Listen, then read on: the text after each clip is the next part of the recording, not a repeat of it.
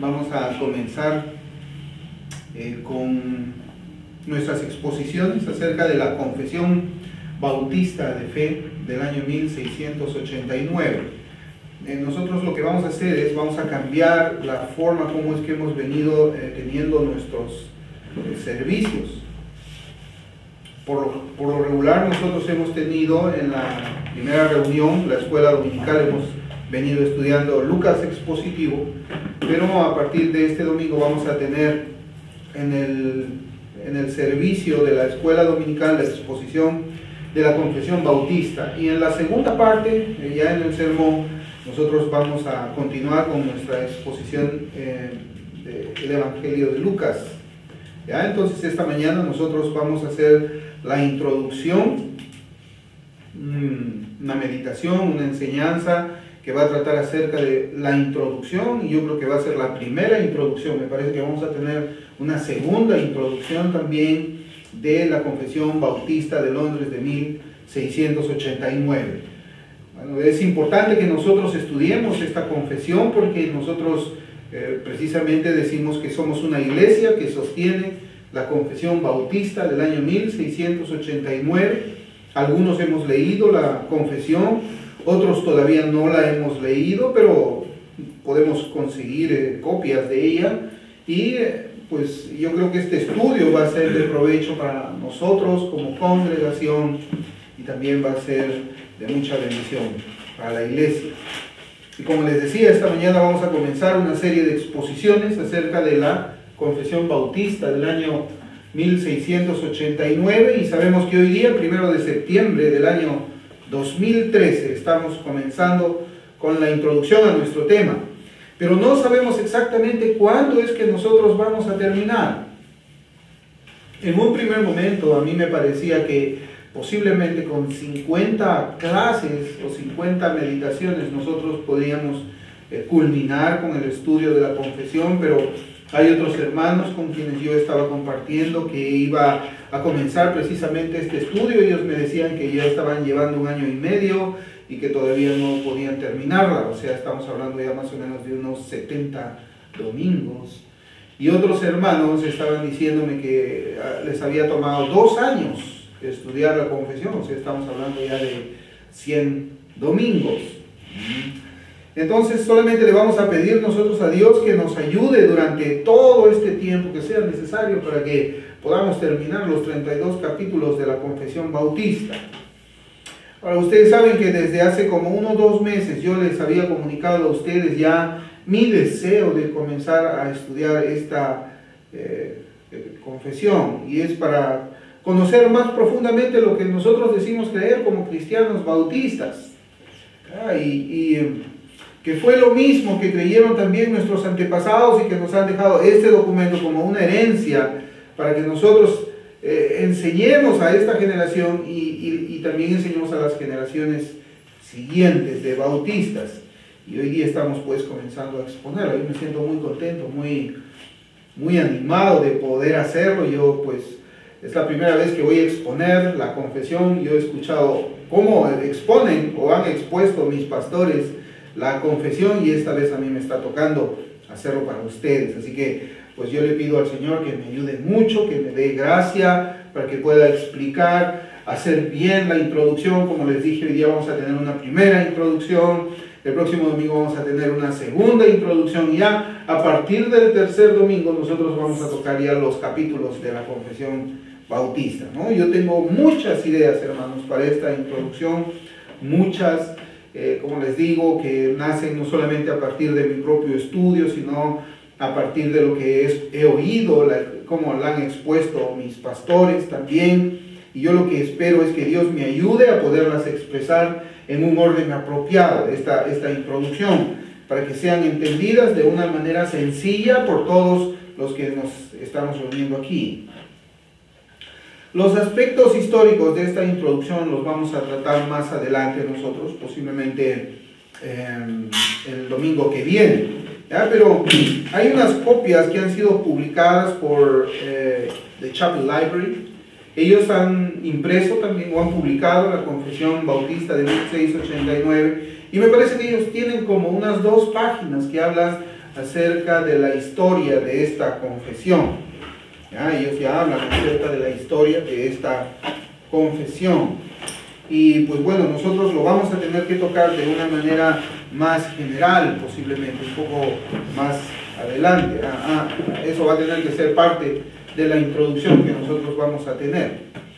Algo que nosotros debemos comenzar diciendo desde el principio es que la confesión bautista del año 1689 no es la Biblia. No es la Biblia, ¿ya?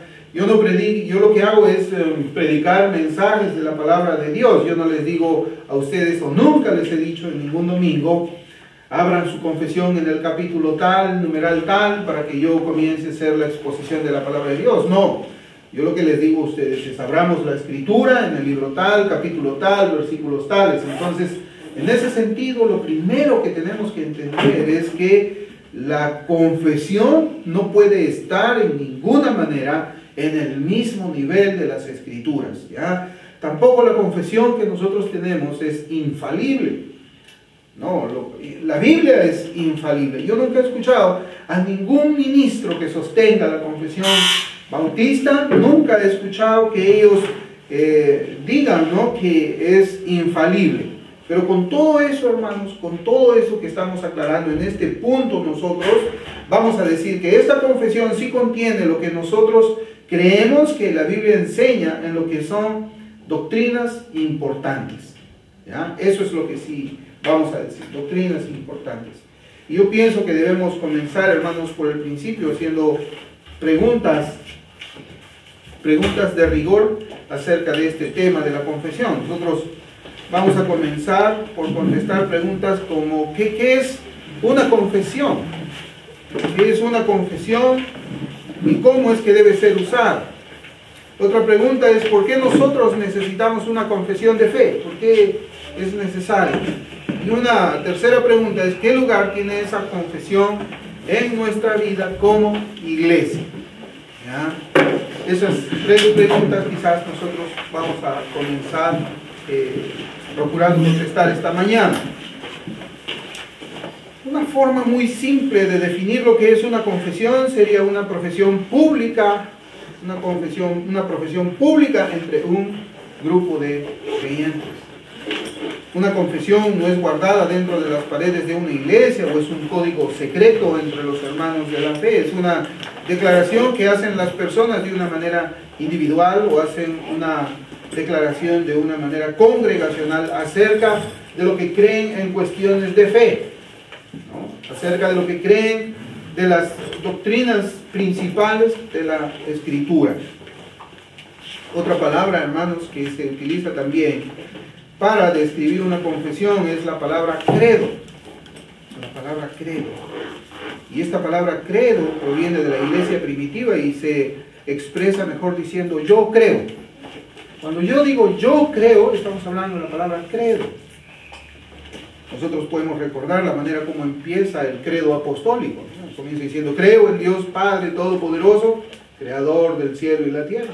Creo en Jesucristo. Entonces siempre es cuando una persona dice yo creo, yo creo, yo creo, lo que está haciendo es una confesión de fe pública, o una confesión de fe individual, o una confesión de fe grupal. Entonces nosotros no tenemos en ninguna manera que asustarnos cuando hablamos de una confesión de fe, no, en absoluto, no lo vamos a hacer.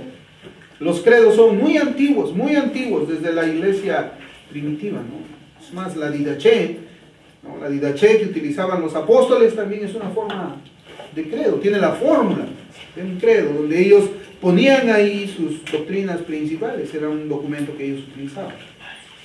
Una respuesta más amplia quizás nosotros necesitamos para decir qué cosa es una confesión.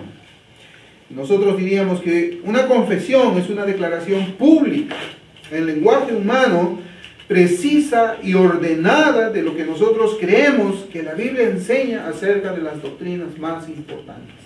Y yo quisiera que nosotros así prestemos a esta palabra que yo estoy diciendo, doctrinas más importantes, porque es así como se define una confesión. ¿Ah? Por ejemplo, nosotros decimos que nuestra confesión es una declaración pública. Es una declaración pública. Nosotros siempre que hemos sido identificados o hemos procurado identificarnos por cualquier medio, ya sea en nuestro lugar de la web, o sea, por medio de publicaciones que hacemos. Aún nosotros tenemos un escudo, ¿no?, que una hermana, por la gracia de Dios, nos lo diseñó. En nuestros emblemas, podemos decir como congregación, nosotros reconocemos que sostenemos la confesión bautista del año 1689 de una manera pública. No lo hacemos de una manera cerrada, no lo hacemos así de una manera escondida, no lo hacemos de una forma como lo hacen las sectas, como los masones, que tienen sus códigos secretos y nadie sabe qué cosa es lo que pasa. No, nosotros lo hacemos de una manera pública, no lo guardamos en secreto, sino que es una manera en que nosotros nos identificamos en nuestra fe como iglesia. O sea, como iglesia nosotros creemos esto, como iglesia nosotros creemos todas estas doctrinas que enseñan las Escrituras. ¿Ya? Hermanos, una iglesia que no tiene identidad, entonces es que yo decía, ¿no?, que nosotros nos identificamos en nuestra fe con esa confesión. Pero yo les quiero decir, ¿no?, una iglesia que no tiene identidad. ¿Cómo se imaginan una iglesia que no tiene identidad? ¿Cómo podemos imaginarnos una iglesia local? Estamos hablando de una iglesia local. ¿Cómo podemos imaginar una iglesia que no tiene identidad? Bien. Ustedes pueden imaginar quizás una congregación donde adoran juntos calvinistas, arminianos, pelagianos, pentecostales, carismáticos, sabáticos. ¿Se imaginan ustedes una congregación local donde están todas estas personas con distintas maneras de ver las doctrinas de la Biblia, adorando juntos, escuchando juntos la palabra de Dios y trabajando juntos en el reino? ¿Se pueden imaginar eso? ¿Puede haber una congregación de esa naturaleza? Yo creo que no. Yo creo que no. Yo creo que en congregaciones donde están reunidos todas estas personas, ¿no?, que calvinistas, arminianos, pelagianos, pentecostales, carismáticos, sabáticos, yo creo que es una iglesia donde nunca se ha enseñado doctrina. Jamás se ha enseñado doctrina. Porque cuando se enseña doctrina, la doctrina divide. La doctrina tiene que causar una separación entre aquellos que creen que el sábado es el día del Señor y entre aquellos que creemos que el domingo es el día del Señor. Tiene que haber una distinción entre aquellos que creen de que el hombre tiene en sí mismo la capacidad de buscar a Dios y nosotros creemos de una manera diferente. Entonces, cuando nosotros comenzamos a enseñar doctrina, es cuando comienza a haber divisiones. Y nosotros hemos experimentado eso aquí en nuestra iglesia, cuando han venido algunos hermanos y hemos, por ejemplo, expuesto la soberanía de Dios. Los hermanos han dicho, yo no estoy de acuerdo con lo que usted ha enseñado, y se han terminado retirando, ¿verdad? O cuando hemos hablado nosotros acerca de una posición escatológica que yo pienso que no debería haber causado división, hemos visto que, no, bueno, yo creo de esta manera, entonces yo no estoy de acuerdo con usted, yo me retiro de la congregación. Entonces, cuando en una congregación se enseña doctrina, necesariamente tiene que despertarse en nuestras mentes algo. Y en una congregación donde no se enseña doctrina, simplemente vamos a tener a todos reunidos, como yo digo, calvinistas, arminianos, pelagianos, pentecostales, carismáticos, sabáticos, todos reunidos. ¿Pero pueden permanecer juntos ellos en un mismo espíritu? No, es una iglesia que no permanece junta en un mismo espíritu. No, es imposible eso. ¿Pueden ellos cumplir los propósitos que Dios ha dado a la iglesia? Tampoco pueden hacerlo, no van a hacerlo, de ninguna manera pueden hacerlo un grupo multiforme, ¿no?, o multicredo, no pueden hacerlo. Y en congregaciones como estas, hermanos, es imposible que se enseñe doctrina. Esa es la manera de mantener la unidad, a costa de callar la verdad. Bueno, yo quiero que todo el mundo venga aquí, pero veo que hay hermanos sabáticos, entonces yo no voy a enseñar del día del Señor. Veo que hay hermanos aquí, por ejemplo, carismáticos, o yo voy a callar la verdad, o lo que yo creo acerca de lo que son las profecías, ¿no? O yo, por ejemplo, veo que hay hermanos aquí que quieren adorar en hip hop, y quieren adorar en rap, o bueno, entonces yo mejor me callo acerca de lo que es la doctrina de la adoración a Dios. Y de esa manera, callando la verdad, silenciando, yo voy a mantener un grupo multiforme reunido aquí, pero va a ser un grupo inútil para los propósitos de Dios o los propósitos de la iglesia de Dios aquí en la tierra. Entonces, por eso es que nosotros hacemos una declaración pública de lo que nosotros creemos. Lo hacemos a través de este púlpito, lo hacemos a través de nuestros emblemas como el escudo, de los lugares en la web que nosotros tenemos. Las personas saben que nosotros confesamos esta confesión del año 1689. También nuestra confesión está escrita en lenguaje humano, y con eso nosotros queremos afirmar de que esta confesión en ninguna manera es inspirada por Dios. Ya, está escrita en un lenguaje humano. Las palabras que se utilizan para hacer esta confesión son palabras humanas, no son inspiradas. La Biblia es inspirada, es el único libro inspirado por Dios, nada más. Nosotros no llevamos nuestra confesión, como ya hemos dicho, al mismo nivel de las Escrituras. Eso ya lo hemos explicado nosotros. Ahora, nuestra confesión es precisa. Dentro de la definición que nosotros estamos diciendo, también debemos decir que nuestra confesión es precisa. Pues en ella nosotros no vamos a encontrar una idea vaga. Tampoco vamos a encontrar una idea ambigua acerca de lo que nosotros creemos sobre las doctrinas principales de lo que la Biblia enseña. Nosotros vemos que esta confesión no es vaga, no es gris. Esta confesión define de una manera precisa las doctrinas de las Escrituras, como nosotros vamos a ir viendo conforme avancemos en nuestros estudios. Y esta, hermanos, es la razón por la cual muchas denominaciones y movimientos se encuentran incómodos en cuanto a las confesiones como estas, porque estas son precisas. Entonces, habla con tal precisión acerca de las doctrinas de Cristo, por ejemplo, que comienza a ser una división. Habla con tal precisión acerca de lo que es la iglesia, que definitivamente no da lugar a que haya unas medias tintas dentro de la exposición de lo que es la iglesia. Es una confesión precisa, para hablar acerca de las grandes doctrinas de las Escrituras. Cuando nuestros antepasados escribieron esta confesión, ellos se hicieron estas preguntas, y aquí yo también quiero que preste atención, ¿no? Ellos se hicieron esta pregunta, ellos comenzaron diciendo, ¿qué doctrinas son las más importantes para escribir sobre ellas? Esa es la pregunta por la cual ellos comenzaron diciendo.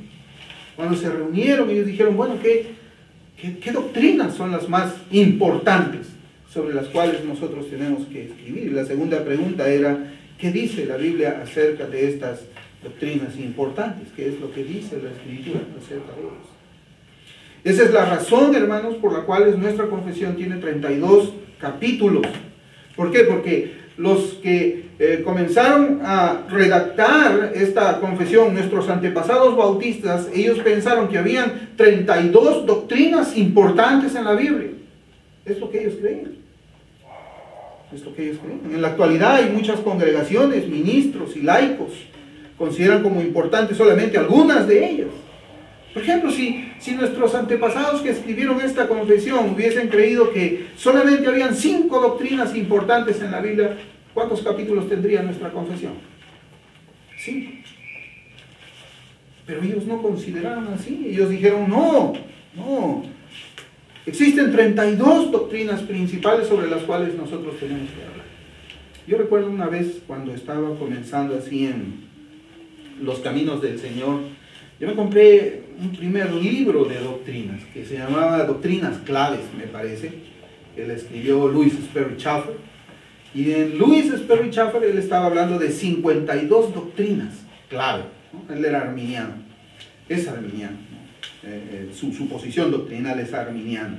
Pero yo estaba muy interesado en conocer doctrina ya, y pues yo no entendía nada absolutamente de lo que era calvinismo, lo que era arminianismo, o posiciones teológicas. Yo posiblemente tendría pues solamente un mes de creyente o 2 meses de creyente. Entonces yo recuerdo que con mi esposa habíamos ido a una congregación, me parece que quedaba en la avenida Brasil, no recuerdo, de la Alianza Cristiana, y ahí yo vi ese libro que decía Doctrinas Clave de la Biblia, ¿no? Entonces yo agarraba y decía, bueno, yo quiero, aprender doctrinas. ¿Cuáles son las doctrinas claves? Y ese libro no hablaba de 3, 4, 5, 10 doctrinas. Hablaba de 52 doctrinas claves. Era muy parecido a una confesión. como la que nosotros tenemos, solamente que la forma como es que él exponía esas doctrinas es diferente a como nosotros ahora conocemos que la Biblia los enseña. Pero el asunto, el punto al que yo quiero ir es que los bautistas que redactaron esta confesión, ellos creyeron de que habían 32 doctrinas fundamentales, 32 doctrinas principales que nosotros debíamos conocer, proclamar, mantener y practicar. Eso es, ¿no? Ahora nosotros encontramos en nuestros días esfuerzos muy grandes, hermanos, muy grandes, por los cuales se dicen, bueno, tenemos que estar unidos en lo esencial. Muy bien, ¿qué cosa es lo esencial? ¿Qué cosa es lo esencial por lo que nosotros tenemos que estar unidos? Ellos dicen, tenemos que estar unidos en el Evangelio. ¿Y qué cosa es lo que la mayoría de personas quiere decir por eso? Tenemos que estar unidos en las doctrinas de la gracia. Eso es hablando en español así, simple. Tenemos que estar unidos en la doctrina. Eso es lo importante nada más. O sea, 5 doctrinas. Eso es lo importante. No hay otra doctrina esencial. Y la doctrina de la creación. ¿Es importante la doctrina de la creación, por ejemplo? Nosotros tenemos un capítulo que habla de eso. Es importante que nosotros entendamos que la Biblia dice de que Dios creó todo lo que nosotros vemos en 6 días. ¿Es importante eso? Bueno, para ellos no es importante. Es importante la doctrina del bautismo, donde nosotros tenemos que ver una diferencia entre bautizar a un niño y bautizar a un creyente. ¿Es importante esa doctrina? Que nosotros también tenemos un capítulo que habla de eso. Pues para ellos no es importante esa doctrina. ¿Es importante el gobierno de una iglesia? O sea, tenemos un presbiterio o tenemos una autonomía como iglesia local. ¿Es importante? Pues para ellos no es importante tampoco esa doctrina. Entonces nosotros tenemos que preguntarnos, ¿son doctrinas importantes? Y si no son doctrinas importantes, ¿por qué nuestros antepasados bautistas sí escribieron un capítulo y estudiaron acerca de estas doctrinas y lo escribieron dentro de esa declaración para que nosotros podamos tenerlas? Si no son importantes. Esa es la diferencia, hermano. Por eso es que este tipo de documentos como la confesión bautista, la confesión de Westminster, son un estorbo para la supuesta unidad que se está buscando hoy día dentro de los círculos reformados. Por ejemplo, la adoración es un tema principal, es un tema fundamental o no es un tema fundamental. Si no es un tema fundamental, ¿por qué nosotros vemos que nuestros antepasados bautistas escribieron acerca de la adoración si no es fundamental? ¿Por qué es que ellos enseñaban, como nosotros vamos a ver, el principio regulativo de la adoración? ¿Por qué es que ellos rechazaban todo aquello que era mundanalidad dentro de la iglesia? ¿Es importante? Bueno, para los grupos de hoy día, eso no es importante como tú adoras. Pero para nuestros antepasados bautistas sí fue importante. Ellos prestaban atención a la forma como es que nosotros tenemos que reunirnos para adorar a Dios. Sea la adoración pública, sea como sea. Por eso es que nosotros decimos de que esta confesión es precisa. Es precisa en cuanto a esos temas. Es precisa en cuanto al bautismo, es precisa en cuanto a la creación de la tierra, es precisa en cuanto a la adoración que nosotros tenemos que hacer. Eso es, habla así, no habla de una manera ambigua. No habla. Entonces también estamos diciendo que nuestra confesión es una declaración ordenada, también hemos dicho eso.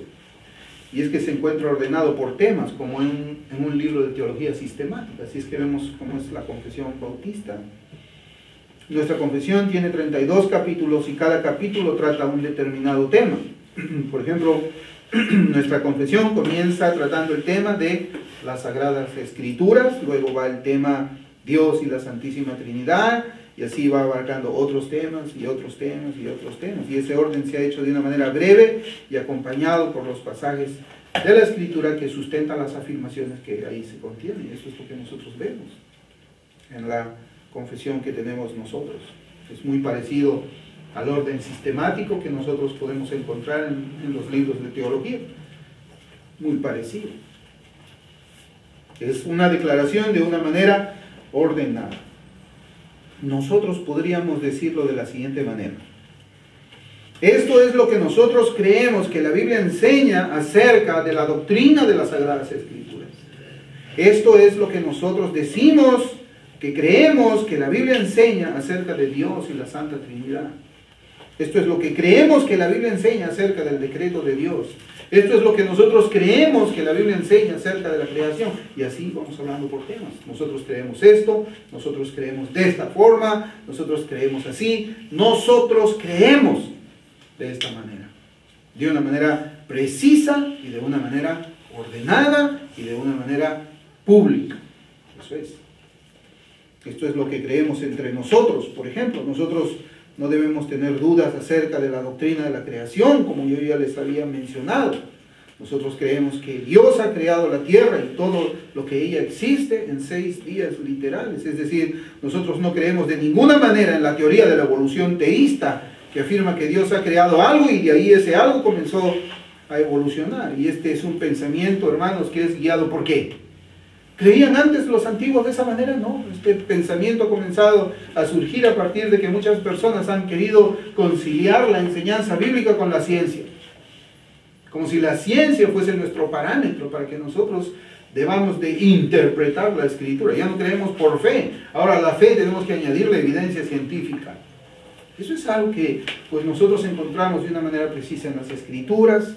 Y bueno, conocemos y sabemos que hay ministerios que en realidad no les importa si los ancianos creen o no creen de esta manera de 6 días literales. Y eso usted lo puede ver en internet. Lamentablemente no está en español.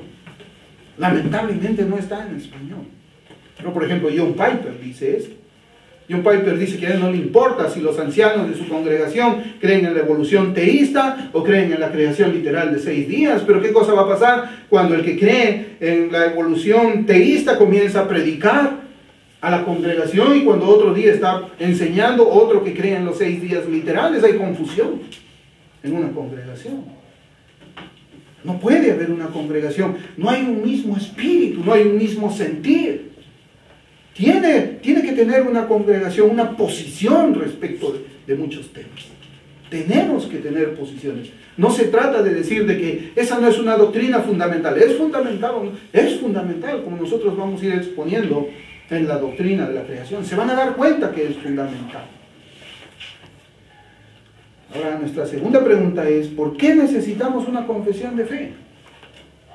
¿Por qué se necesita? Justamente ahora, ¿no? En que, pues, muchas personas, muchos ministerios lo que están tratando es de desecharlas, de tirarlas a la basura. ¿Por qué es necesario eso? Eso que muchos se esfuerzan por tirar a la basura. ¿Por qué es necesario? Bueno, esta pregunta debemos responderla, más aún en estos tiempos, ¿no? En que se levantan estos movimientos que procuran quitar los credos antiguos de estas generaciones de jóvenes. Es triste para mí, lamentable, ¿no? A veces ver ministros jóvenes que ellos dicen de que sostienen la confesión bautista de 1689 y ni siquiera pueden explicarla. No saben lo que hay en ella. No saben lo que ella enseña. Solamente parece que fuera un adorno en las iglesias, nada más. No existe una responsabilidad ministerial por estudiar la confesión y enseñarla a la congregación. Estudiar la confesión y enseñarla a la congregación. Y esta pregunta, ¿por qué necesitamos una confesión de fe? Nosotros podemos responderla de diferentes maneras. Debemos decir, aunque suene algo raro para muchos oídos de nuestros días, que necesitamos esta confesión para promover la unidad. Necesitamos esta confesión para promover la unidad. Douglas Macmillan, él dice así: la unidad no comienza en el nivel de estructuras y organización, sino que comienza con un compromiso serio con la verdad de Cristo. La unidad no comienza por estructuras, ni por organizaciones, sino la verdad tiene que ser desarrollada, tiene que ser construida con un compromiso serio. Esa palabra es importante, un compromiso serio con la verdad de Cristo. Si no tenemos un compromiso serio con la verdad de Cristo, entonces no podemos estar unidos. Algunos no van a tener ni siquiera un compromiso con la verdad. O tendrán compromiso con una de las verdades que Cristo enseñó en toda su palabra. Eso no es tampoco, ¿no? Es la verdad la que debe unir a los creyentes, no las organizaciones, no los predicadores o personajes importantes. La verdad es la que debe unirnos a nosotros. A veces nosotros decimos, bueno, a ver, vamos a reunirnos aquí los que estamos de acuerdo con este predicador famoso. Comienza a unirse en ese predicador famoso. Un hombre falible. Un hombre que se puede equivocar y que seguramente tiene errores, así como yo los tengo. No podemos nosotros unirnos sobre la base de estar, bueno, todos los que están de acuerdo con el pastor Guillermo de Lama, aquí, júntense aquí. No, esa no es la manera de que nosotros debemos de tener la unidad. La unidad debe ser los que están de acuerdo con Cristo y su palabra, toda su palabra, estemos reunidos aquí. Por eso es que esta confesión lo que hace es promover la unidad. La verdad de Cristo es la que debe promovernos hacia la unidad. Por eso en Hechos 2:42, en la versión Reina Valera 60, dice, y perseveraban en la doctrina de los apóstoles, en la comunión unos con otros, en el partimiento del pan y en las oraciones. Y aquí nosotros encontramos, hermanos, un orden. Acá encontramos un orden. Aquí dice, ¿cómo comienza este pasaje? Si abren la escritura y en Hechos 2:42. Ahora yo estoy leyendo de Reina Valera 60.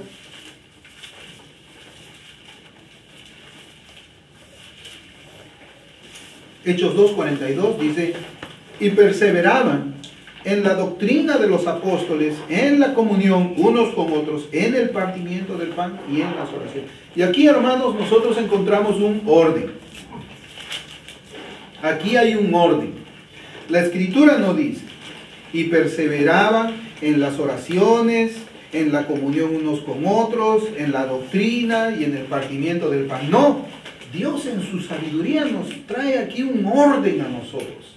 Y este orden tiene que ver con la unidad. ¿Y con qué comienza este pasaje? ¿Con qué comienza diciendo? ¿Y perseveraban en qué? En la doctrina. Y después de la doctrina, la comunión. Claro, porque yo no puedo tener comunión con aquel que no tiene la misma doctrina que yo. No puedo. Por ejemplo, un arriano que niega que Cristo es Dios. Yo puedo tener comunión con él. Yo puedo también con él partir el pan, puedo orar con él.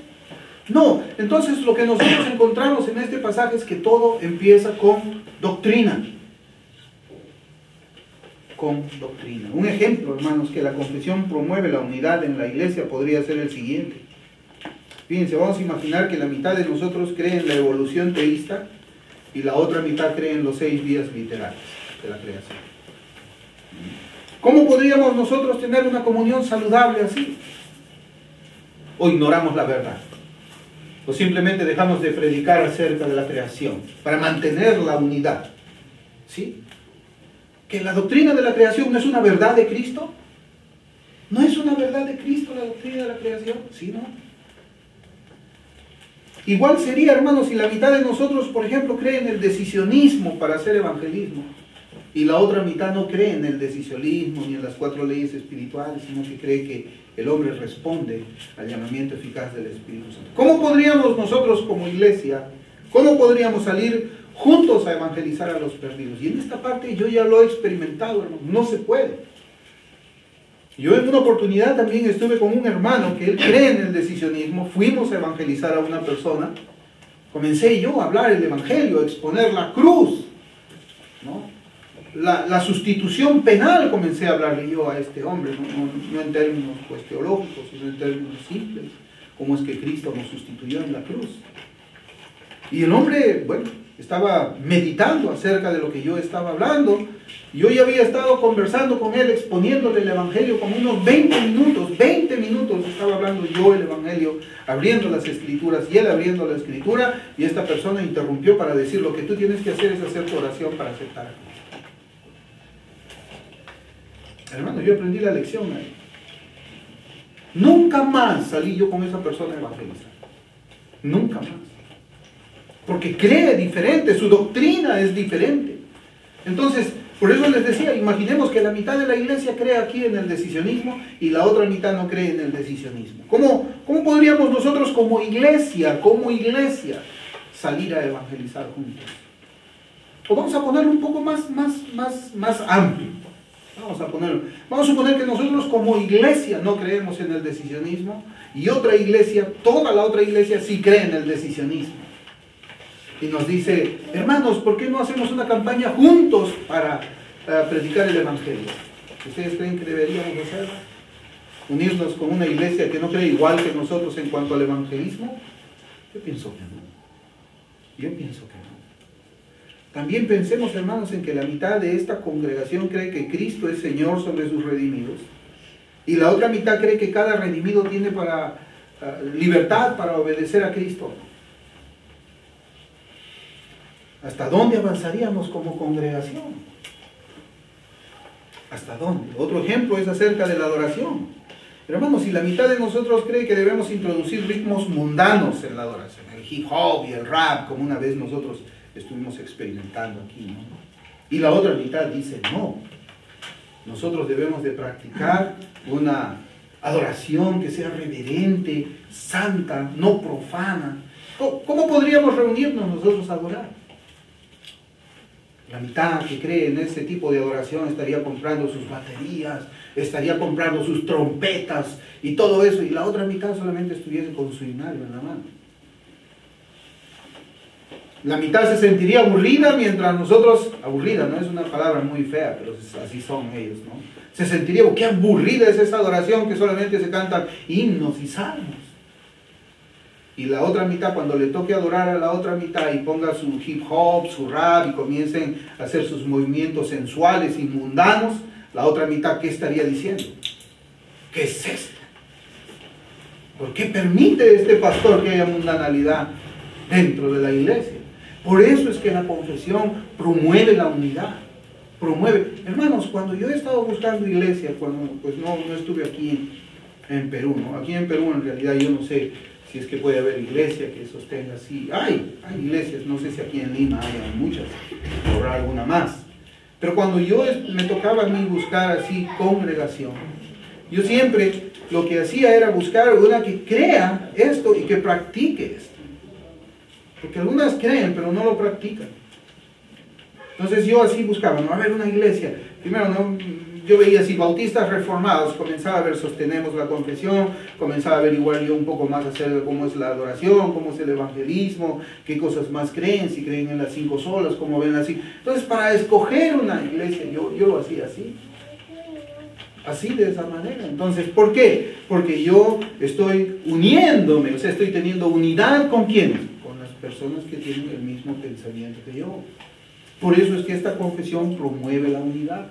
A nosotros también nos han escrito del extranjero diciéndonos, ustedes están sosteniendo también la confesión bautista, quiero conversar contigo, y vienen los hermanos y conversan con nosotros del extranjero, países que, pues, de Asia, por ejemplo. Y cuando conversamos también nosotros el mismo lenguaje. ¿Por qué? Porque esta confesión promueve la unidad, ¿no? Promueve la unidad. Pero nosotros también debemos decir que la unidad es mantenida por medio de no tener ningún credo y no tener ninguna confesión. Esa también es una manera de mantener la unidad, como yo había dicho al principio. Calvinistas, arminianos, pelagianos, sabáticos, arrianos, testigos, todos en una sola congregación adorando juntos.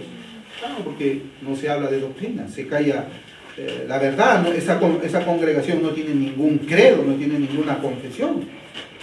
O como se propone hoy día, que nuestra confesión sea lo más corta posible. Cree en las doctrinas de la gracia y lo demás no importa. Un credo de un solo artículo. Y a veces lo más terrible es de que ni siquiera a veces conocen qué cosa es lo que enseñan esas 5 doctrinas en su totalidad, ¿no? Solamente hemos escuchado a veces nosotros, pues, predicaciones de 15, 20 minutos y ya a veces creemos tener un entendimiento de todo eso.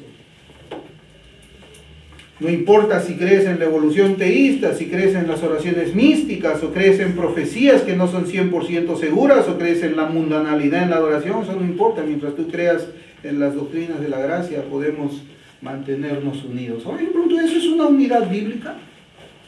¿Eso es una unidad bíblica? No, eso no es una unidad bíblica. No lo es, tenemos que ser honestos. Eso no es una unidad bíblica. No es. También otra razón por la cual nosotros necesitamos la confesión es para poder mantener el orden en la iglesia. El orden en la iglesia. Una declaración precisa de la verdad expone el error y mantiene el orden dentro de la iglesia. Por ejemplo, hermanos, una persona puede decirnos que cree en Jesús. Vayan pensando, ¿qué pasaría? Una persona nos dice: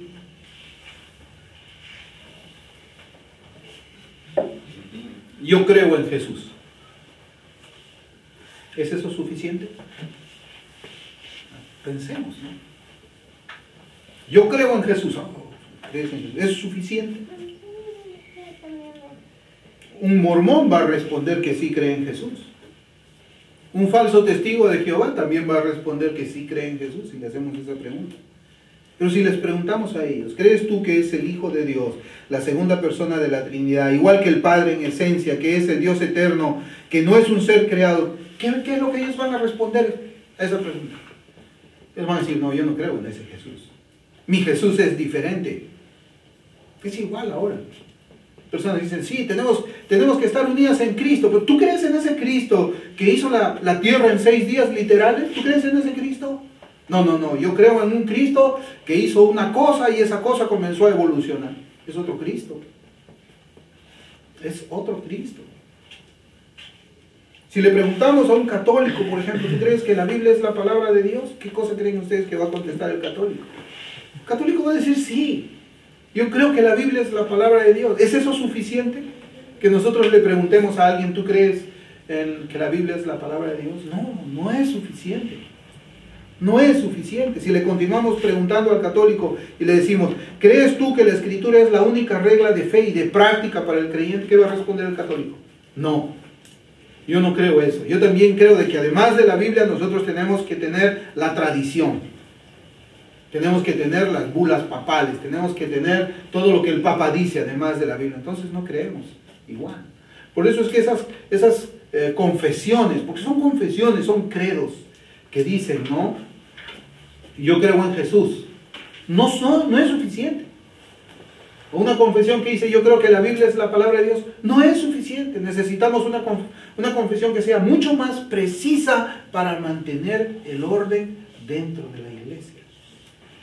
Lo que la confesión hace es exponer de una manera precisa y sin ambigüedades las verdades que nosotros creemos, o las grandes doctrinas que nosotros creemos están en la Biblia. Nosotros ya hemos dicho que en estos días muchas personas rechazan aquello que es claro y preciso. Muchas personas saben qué es. Es que esa es la era posmoderna en la que vivimos. La era posmoderna que dice: la verdad absoluta no existe. No existe una verdad absoluta. Lo que existe es una verdad relativa. Cada uno puede tener su verdad por acá, su verdad por allá, y bueno, todos felices, todos contentos. Pero no es así. Las personas ahora prefieren algo que sea relativo y vago. Las personas no quieren nada preciso ahora. Ni dentro de lo que se llama el cristianismo, ni dentro de lo que se llama a veces mal llamado reforma, ni dentro tampoco de lo que es secular. No quieren nada preciso. No existe verdad absoluta. En realidad yo creo que esta es una manera, hermanos, de rechazar las verdades absolutas de la misma manera como se hace en esta era postmoderna.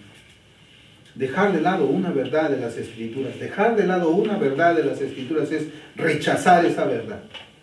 Así está. Si nosotros vamos a decir de que no es importante la doctrina de la creación, entonces estamos rechazando nosotros esa verdad que la Biblia está enseñando. Eso es. No es importante. ¿Quién soy yo para decir que eso no es importante? Claro, lo que se busca es el mínimo común denominador, como se dice en matemáticas, para que todos podamos estar unidos, hermanos. Y eso no es. Y la confesión precisamente lo que hace es promover, ¿qué cosa? Promover el orden dentro de la iglesia. Promueve el orden por esa razón. Una tercera respuesta a la necesidad de las confesiones es que revelan cuál es nuestra identidad. Revelan cuál es nuestra identidad. ¿No? Esta confesión, hermanos, no es el resultado de lo que algunos pastores bautistas hicieron la década pasada. ¿ya? Sino que es el legado de más de 300 años que nuestros antepasados bautistas nos dejaron como herencia. Desde el tiempo de la Reforma hasta nuestros días. Esa es la razón por la cual nosotros nos llamamos bautistas reformados, porque nuestra confesión mantiene los principios de la Reforma. Esa es la razón por la cual nos llamamos de esa forma. Porque esa confesión mantiene esos principios fundamentales de la Reforma, que fueron sostenidos también por ¿quiénes? Por los puritanos ingleses. Por los puritanos ingleses. Esa es la otra razón por la que aquellos que sostenemos y practicamos esta confesión podemos decir que continuamos en la visión puritana de la fe y la vida cristiana. Por eso es que de alguna manera a esta confesión también se le conoce como puritana. Una confesión puritana. Pueden haber iglesias que digan que sostienen esta confesión de manera intelectual, pero no de una manera práctica en la vida de cada creyente.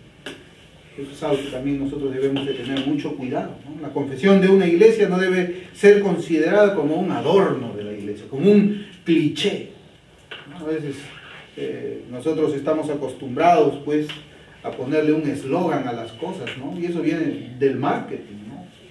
Por ejemplo, hay una fábrica de pollos, ¿no? Una avícola, ¿no? Que crían pollos y ellos tienen su eslogan ahí, ¿no? Es la buena familia. Ese es su eslogan, ese es su distintivo, esa es su característica. Igual en muchas cosas nosotros a veces ni siquiera escuchamos la marca de algo, pero por el eslogan que ellos tienen sabemos de qué cosa están hablando, qué marca. Así a veces no, nosotros creemos, la confesión también debe ser usada como un eslogan y como un adorno que va colgadito al costado del nombre de la iglesia. Sostenemos la confesión bautista de 1689. Adorno nada más. Nosotros no creemos que debe de ser de esta manera. Una tercera pregunta, hermanos, es ¿qué lugar tiene esta confesión en nuestra vida como iglesia? Y si vamos a 1 Corintios capítulo 1, versículo 10, vamos a responder qué lugar tiene esta confesión en nuestra vida como iglesia.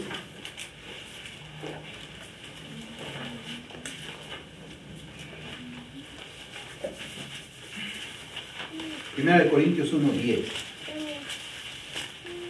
Y quizás estos versículos son, así como hemos citado también Hechos 2:42 y ahora estamos citando Primera de Corintios 1:10, nosotros podemos ver en estos versículos los pasajes que podemos utilizar para esta primera introducción, hablando de nuestras confesiones, de nuestra confesión bautista de 1689.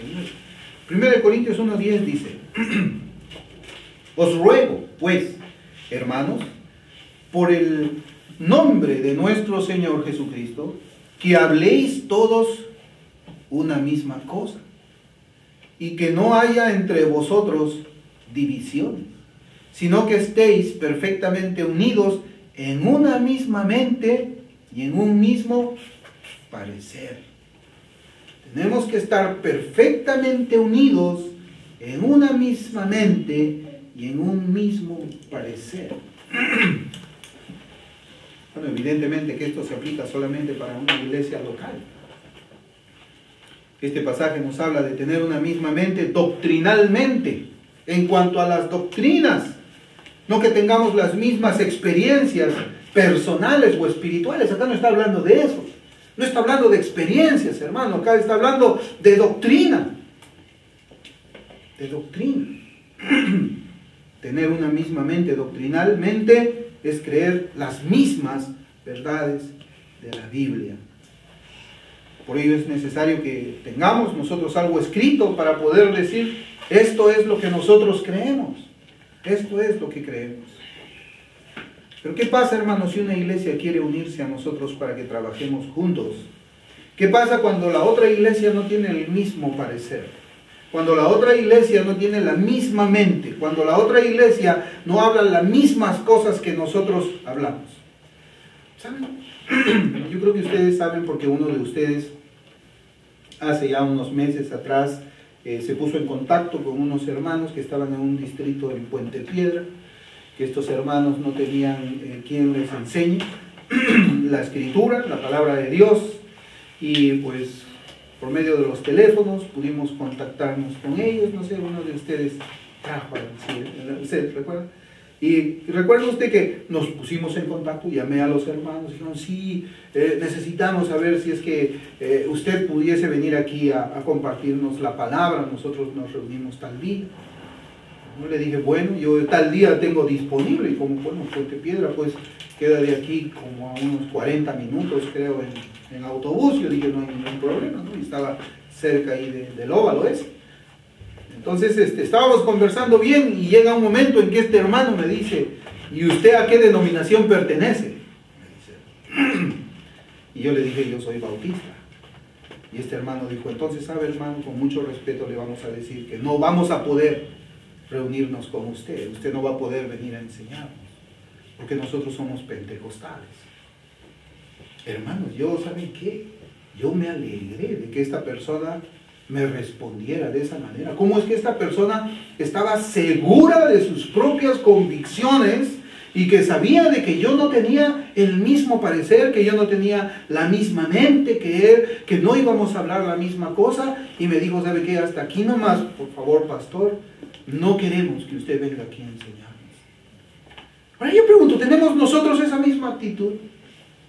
¿Acaso estos hermanos pentecostales dijeron, bueno, usted cree igual que yo la doctrina de la justificación por fe, usted también cree que la Trinidad, usted también cree que el Hijo es Dios, entonces sí puede venir a enseñarnos? Ellos dijeron así.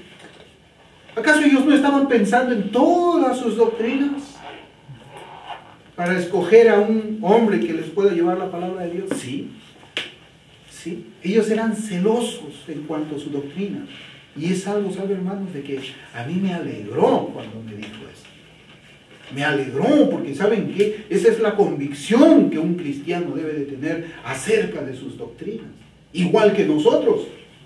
Igual que nosotros. Nosotros debemos de tener ese mismo celo que estos hermanos pentecostales de Puente Piedra. Bueno, si usted no cree igual que nosotros en todas estas cosas, lo siento mucho. No vamos a poder unirnos. No vamos a escuchar su enseñanza. Nosotros queremos que nos enseñe alguien que cree igual que nosotros en todas estas doctrinas. Y eso es algo muy loable, hermanos. Por eso, ¿qué pasa si otra iglesia quiere unirse a nosotros para que trabajemos juntos y no tiene esa misma mente, no tiene ese mismo parecer doctrinal? ¿Tenemos que reaccionar nosotros cómo? ¿Buscar el mínimo común denominador o tenemos que decir, sabe, usted no cree igual que nosotros en todas estas cosas? Pues no vamos a poder trabajar juntos. Trabajar es ponernos el yugo del servicio para las cosas de Dios aquí en la tierra. Bueno, eso es, hemos contestado creo ya algunas cosas. Ahora también tenemos nosotros que hablar acerca de las debilidades de nuestra confesión. Ya hemos dicho que nuestra confesión no es la Biblia. Nuestra confesión es escrita por hombres. No es la palabra de Dios. Y como pues no es la palabra de Dios, tiene debilidades. Tiene debilidades y es bueno que nosotros las conozcamos. Ya dijimos que esta confesión pues no es la palabra de Dios, ¿no? Muy bien, la primera debilidad de la confesión bautista del año 1689 es que fue redactada por hombres que son falibles como nosotros, las cuales podríamos llamar imprecisiones, ¿no? Le vamos a llamar nosotros imprecisiones. Un ejemplo podemos notar nosotros en el capítulo 10 de nuestra confesión, que nos habla acerca de la salvación de los niños. Usted lee, ¿no? Y que los autores lo han llevado a una parte dogmática. Lo han llevado eso a una parte dogmática. Cuando no tenemos nosotros los elementos bíblicos para decir que es un asunto dogmático la salvación de los niños. Sabemos que Dios ha llamado desde el vientre a muchas personas de su propósito, pero no tenemos los elementos para decir de que esto debe ser creído como algo ciertísimo, que la Biblia lo establece de una manera cierta o verdadera. Entonces, en esa parte, pues yo pienso de que hay una imprecisión ahí que se ha querido llevar al dogmatismo, ¿no? Es decir, esto tenemos que creer sí o sí en cuanto a la salvación de los niños. Pero, bueno, vamos a hacer una pregunta, ¿no? ¿Es esa una razón para que desechemos toda la confesión, esa imprecisión? Yo creo que no. Una persona que piensa responsablemente no lo va a creer de esa manera. En el artículo 26 también encontramos otra fórmula dogmática en cuanto a la identidad del hombre del pecado. al cual lo refieren como el Papa, el Anticristo. Así dice la confesión. Eso también es una fórmula dogmática que nosotros debemos decir que es una imprecisión. Es una imprecisión de ellos. Tenemos que decir que el Papa es un anticristo, ¿no? Sabemos, ¿no?, que es un anticristo, pero no es el anticristo, ¿ya? Es un anticristo. Entonces, creemos que estas dos aseveraciones son una exageración, pero ¿qué cosa vamos a decir nosotros frente a ellas? No, los que atacan las confesiones creen que esta es una razón para tirar todo al tacho de la basura y desechar toda la confesión. A mí me parece que eso es irresponsable. Otra debilidad de esta confesión, hermanos, es que lo llaman muy popularmente, dicen que esta es una confesión vieja, esta es una confesión primitiva, esta es una confesión arcaica. Yo creo que como una vez a mí me llamaron calvinistosaurio, le dirían también a esta confesión que es una brontosaurio, algo así, ¿no? Pterodáctilo, algo, no sé, a esta confesión. Pero eso es lo que ellos quieren decir, ¿no? Ahora, ¿pero qué cosa quieren decir ellos de que esta confesión es muy vieja, muy primitiva, muy arcaica? De que esos principios ya no son bíblicos, dejaron de ser bíblicos, esos principios en cuanto a la Trinidad, a Dios, a los atributos. ¿Dejaron? No están diciendo eso. Lo que ellos están refiriendo es de que el lenguaje en que fue escrita la confesión original es muy, muy antiguo. Es muy antiguo. Y las expresiones que se utilizan en ellas, la forma de decir las cosas son muy antiguas, y esto puede hacer que el documento sea algo difícil de leer. Pero nosotros ahora tenemos confesiones que están escritas en un lenguaje un poco más moderno, más sencillo, fáciles de entender, ¿no? Aunque existen muchas personas, mis pastores, por ejemplo, ellos preferían el documento original en inglés antiguo. Así es, ellos preferían esa confesión, ¿no? Pues bueno, es la forma como ellos querían, ¿no? Entonces es un documento, dicen, es muy difícil de leer el documento original. Esto nos recuerda cuando estudiamos nosotros la sistemática de Berkhoff, ¿no? La sistemática de Berkhoff no es así muy fácil de leer. A veces necesitamos tener un diccionario al costado, necesitamos leerlo y releerlo unas cuantas veces más para poder entender. Y esta confesión en su forma original no es muy fácil de entender porque el lenguaje es antiguo.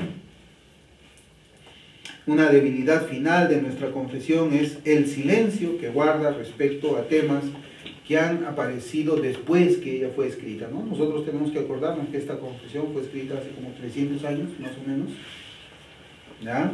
Y han aparecido, pues, algunas cosas, algunas situaciones respecto a la escritura que no se suscitaron en el tiempo anterior a esta ni durante el tiempo en que se escribía. Por ejemplo, notamos que la confesión no habla acerca del tema de la inerrancia de la Biblia. La confesión no dice que la Biblia es inerrante. ¿Por qué? Porque 300 años atrás nadie afirmaba que la Biblia tenía errores. Todos creían de que la Biblia no tenía errores. Entonces, si todos creíamos ya, ¿no? Si hubiéramos estado nosotros, que la Biblia no tenía errores, era innecesario poner que no contiene errores. Pero nuestra declaración, por ejemplo, dice que la Biblia es infalible. Y con eso está diciendo de una manera tácita que no tiene errores. Si es infalible, entonces no contiene errores. También debemos señalar que nuestra confesión no tiene ninguna declaración explícita en contra de los dones que el movimiento pentecostal y carismático afirman tener, ¿no? Por ejemplo, no habla de una manera muy clara, pero de una manera tácita dice lo siguiente. Yo quiero citar capítulo 1, numeral 1 de nuestra confesión. Dice: por lo tanto, agradó al Señor en distintas épocas y de diversas maneras revelarse a sí mismo y declarar su voluntad a su iglesia, y posteriormente para preservar y propagar mejor la verdad y para un establecimiento y consuelo más seguros de la iglesia contra la corrupción de la carne y la malicia de Satanás y del mundo, le agradó poner por escrito esa revelación en su totalidad, lo cual hace a las escrituras muy necesarias, habiendo cesado ya las maneras anteriores por las cuales Dios revelaba su voluntad a su pueblo. Claro, O sea, esta confesión no habla nada acerca del movimiento pentecostal, no habla nada acerca del movimiento carismático. ¿Por qué? Por una cuestión de historicidad. O sea, la confesión fue escrita 300 años antes. ¿Cuándo es que nace el movimiento pentecostal y los movimientos carismáticos? Hace 110 años. O sea, en el tiempo en que pues, se redacta esta confesión, no existía esa clase de movimientos o denominaciones, ¿no? Por eso es que la confesión guarda silencio ahí, pero cuando nosotros estemos viendo un poco más acerca de la Escritura, los atributos de la Escritura, vamos a darnos cuenta, ¿no?, de que la confesión concede que todos esos dones ya habían cesado, habían terminado. Por ejemplo, nuestra confesión no trata acerca de la crítica textual de la Biblia, que nosotros hemos estado estudiando también en una oportunidad. ¿Por qué? Porque en aquel tiempo no existía la crítica textual. La crítica textual se esfuerza por descubrir y eliminar errores de los copistas para llegar a un texto bíblico que en todo lo posible sea el mismo que salió de las manos de los escritores originales. Pues no existían esas clases de controversias en el tiempo en que la confesión también fue redactada. Por ejemplo, también nosotros vemos de que la confesión guarda silencio en cuanto a temas de comida. No habla acerca de comida. ¿Por qué? Porque pues, el tema de la comida es un asunto que tiene que ver con el crecimiento del cristiano, no es un asunto que tiene que ver con verdades bíblicas fundamentales. Por ejemplo, no dice que comer el puerco es mal, es pecado, ¿no?